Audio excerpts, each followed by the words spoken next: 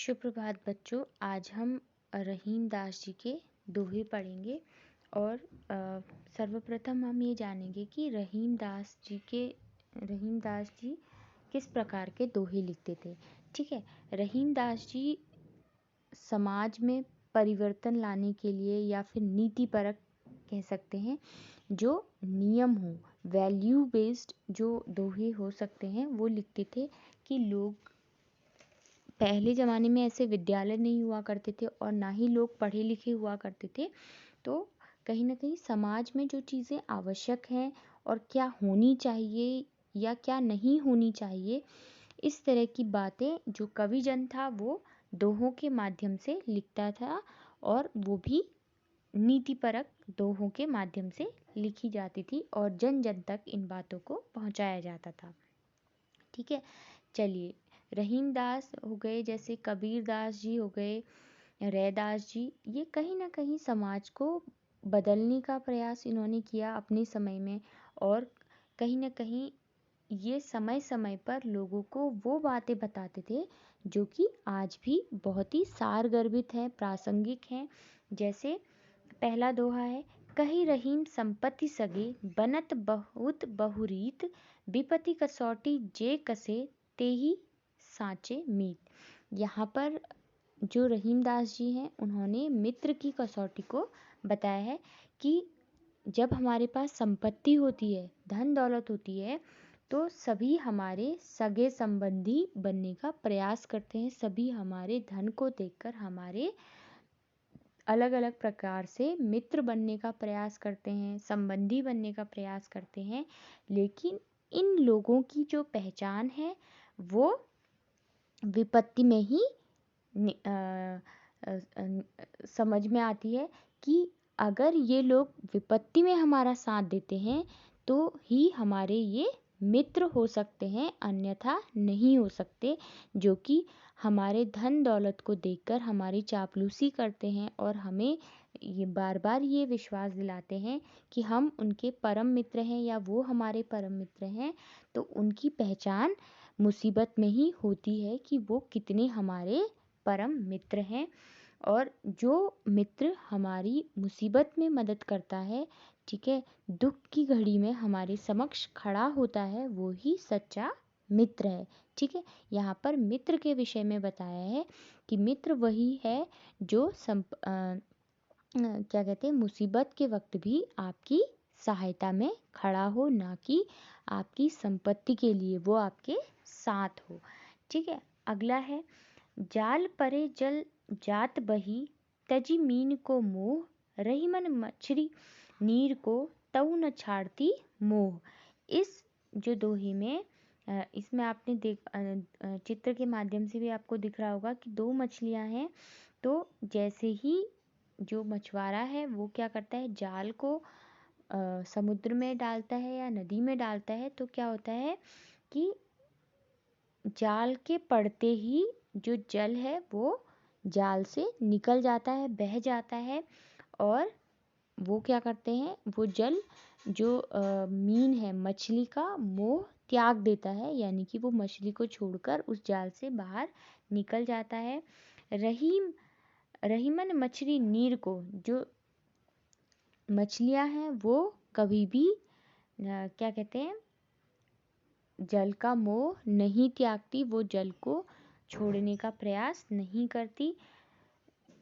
इस पंक्ति में जल और मछलियों के संबंध को दर्शाया है कि जाल पड़ते ही जो जल है वो जाल से बह जाता है और मछलियों का मोह त्याग देता है। लेकिन जो मछलियां हैं वो कभी भी पानी का मोह नहीं छोड़ती, नहीं त्यागती। ठीक है। अगला है, तरुवर फल नहीं खात है, सरवर पियत न पान, कही रहीम पर काजहित, संपत्ति सही सुजान। यानी कि इस दोहे के माध्यम से रहीम दास जी बता रहे हैं कि जो तरुवर है यानी कि पेड़ है वो स्वयं के फल नहीं खाता है, और सरोवर यानी कि जो तालाब है वो भी स्वयं का जल कभी नहीं पीता।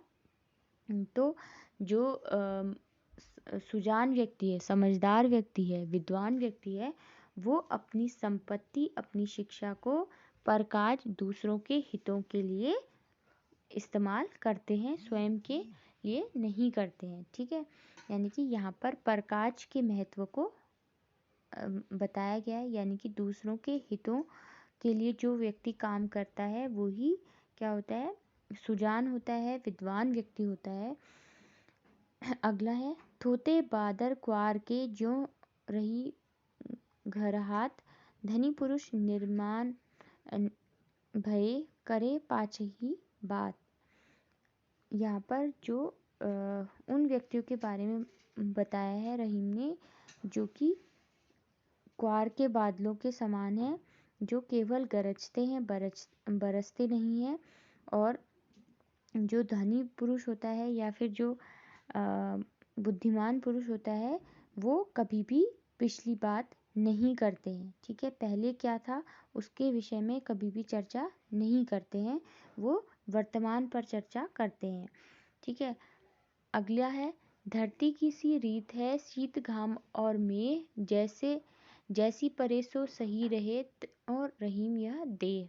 रहीमदास जी ने देह के महत्व को, शरीर के महत्व को बताया है कि जिस प्रकार धरती गर्मी और धूप को सहती है, उसी प्रकार हमारा शरीर भी होना चाहिए, देह भी होना चाहिए, जो हर परिस्थिति से का सामना कर सके। और हमारे शरीर को धरती के समान होना चाहिए, जो कि क्या करता है, हर परिस्थिति को सहता है और हर परिस्थिति का सामना करता है। और वही व्यक्ति मजबूत बनता है और वही व्यक्ति साहसिक बनता है, जो कि हर तरह की परेशानियों को क्या करता है, झेलता है, उन कठिनाइयों का सामना करता है, दुख और सुख की सभी परिस्थितियों को समान रूप से संतुलित भाव से क्या करता है, उनका सामना करता है।